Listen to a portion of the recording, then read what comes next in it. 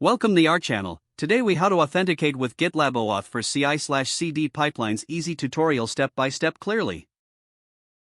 To authenticate with GitLab OAuth for CI/CD pipelines, begin by navigating to your GitLab instance. Log in with your credentials. Once logged in, access the user settings by clicking on your profile icon in the top right corner.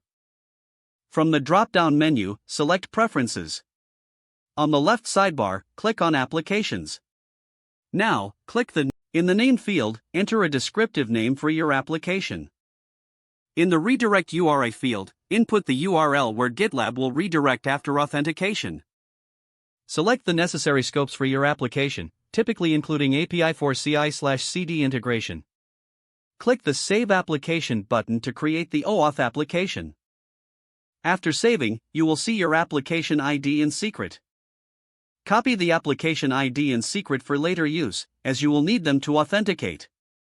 Next, open your CI/CD configuration file, usually named .gitlabci.yml. Define a new stage in your pipeline called authenticate. In this stage, set environment variables for the application ID and secret. Use the GitLab CI/CD secret variables feature to securely store these credentials. In your pipeline job, use a tool like curl to request an access token from GitLab.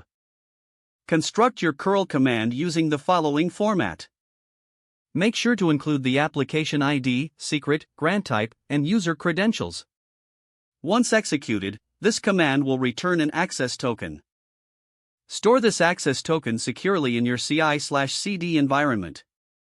Now, you can use the access token to make authenticated requests to the GitLab API. This allows your CI/CD pipeline to function seamlessly with GitLab. Review your pipeline configuration for any errors.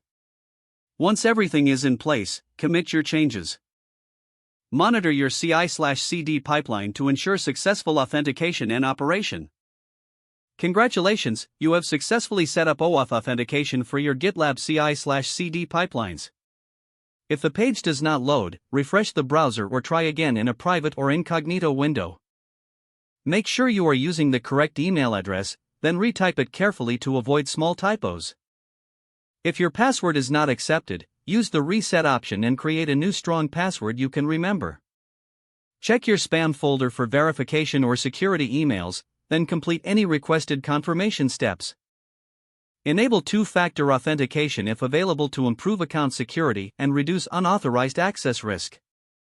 Don't forget to like this video and subscribe to our channel for more step-by-step tech guides.